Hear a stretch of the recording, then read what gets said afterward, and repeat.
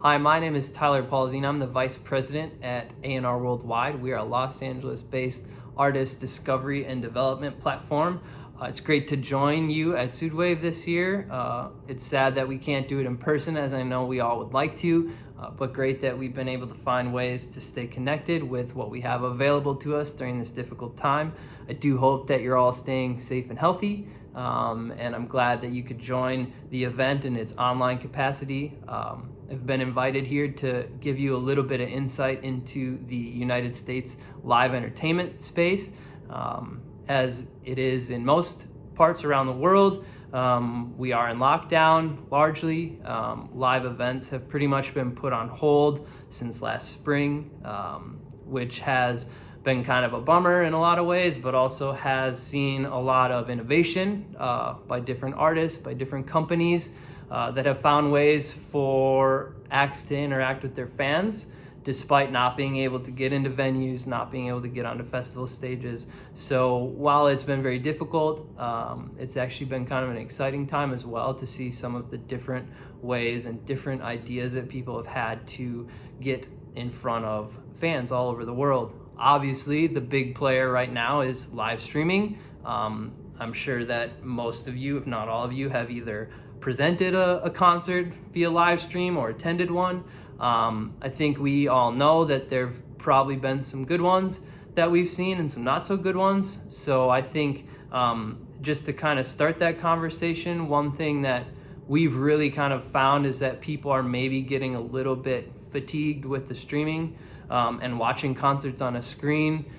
It's still great that we have that opportunity to interact with one another. However, especially with the conversations we're having with our colleagues, we do think that once we kind of are able to start opening things up, there's going to be a pretty strong desire for people to get back out, to see live events, to go to conferences, to interact with people, to network, and just to have the experience of being in a venue again and really connecting with their favorite bands on that level that everyone has sorely missed. So many platforms that are kind of really taking over that space. Obviously, some of the ones that were kind of there to begin with, whether it's Facebook Live or YouTube Live, Instagram Live, have been great platforms for artists to kind of take advantage of connecting with their fans. As the pandemic has kind of continued, you've seen new companies pop up too, places like Drift, places like Session, these platforms that are really kind of focusing in on that live streaming market and offering artists not just a way to put the content out, but also to engage with different marketing mechanisms to help broaden their reach and generate more fans. And so these platforms, I think, have been super beneficial. For artists out there that might be listening, one thing that I think it's really important to mention, as I said, I'm sure we all have some experiences with live concerts where maybe we've seen some that were a little less exciting to us than others. I think it's really important to mention that for acts that are engaging on that level, you really need to make sure that the content you're putting out there is really top notch, especially now that so many people have access to putting out their live show online. It's getting to be a crowded space, so really making sure that the foot that you're putting forward is really your best foot. Even if that means pre-recording, if that means, investing in a little bit more of the production elements you need to really bring your live show to life in a way that it is compelling, and that it's going to not just generate new fans, but keep the fans that you have already. And just being aware that you're not oversaturating the market with those live events as well. And I think we can all agree that some of the excitement of going to see a band in a venue is that maybe we hadn't seen them for a whole year or longer. And so when they came back on tour again, it was exciting for us that we were getting an opportunity to see them live again. Now in the day of the live stream, you can hop online every week. And that may not always be the best way to engage your audience. So just really being aware of how present you are and how present you maybe shouldn't be. So really taking advantage of that. As I said, a lot of venues here in the US really struggling with the lockdown. Our government has provided pretty minimal support. Unfortunately, it seems like there might be more to come, and we sure hope that, especially for a lot of the smaller independent venues that are really kind of feeling this the hardest, that that support can come to them. A lot of grassroots movements, different organizations that have been fundraising, so there is support for those venues, and obviously the importance to them for a city's overall economy is immense, and I think that's really the argument being had right now is losing those venues, losing some of those festivals isn't just going to affect those rooms, but also the restaurant culture, the bar culture around them, and the overall economy. So we certainly hope that we can get some money heading into those venues to keep them up and running and ready to go, because we do feel that when and as this vaccine now is starting to roll out, once people are able to go back out into public and interact,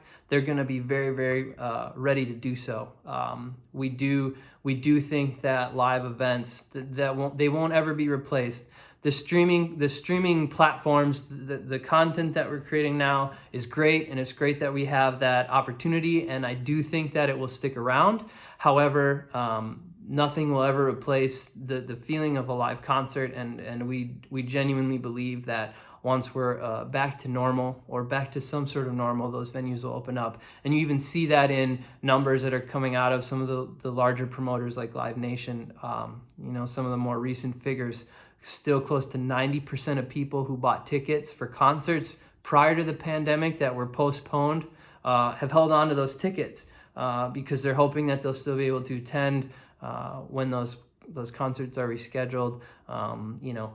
Platforms like Ticketmaster that are really digging into how to make venues and venue interactions safer, and following different health protocols, and really being ready so that when they are given the okay, or when things have moved to a place where they can re-engage with audiences, that they are ready to do so. And so, I think, there's a lot of positive light on the horizon for the live entertainment market here and around the world as well. And even I think it was Guns N' Roses just announced that they're setting up dates in Australia and New Zealand for next year. So a lot of positivity and a lot of optimism around what's kind of coming in the pipeline.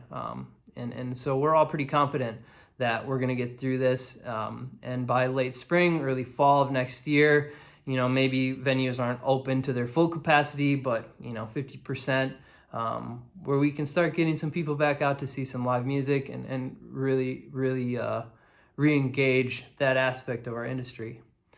Now is the time, I guess, I would ask if there are any questions. Unfortunately, we don't have that ability here.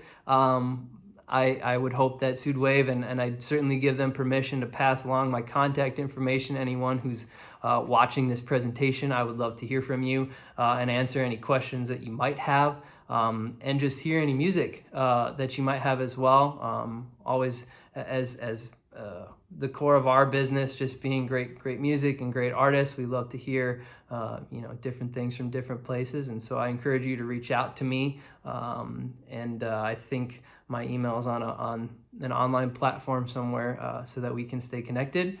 And again, it was great to join you for Sudwave this year. I really appreciate having an opportunity to give you some of the insight we have. And I hope that you all continue to stay safe and healthy, and that we can all interact in person next year, if not sooner.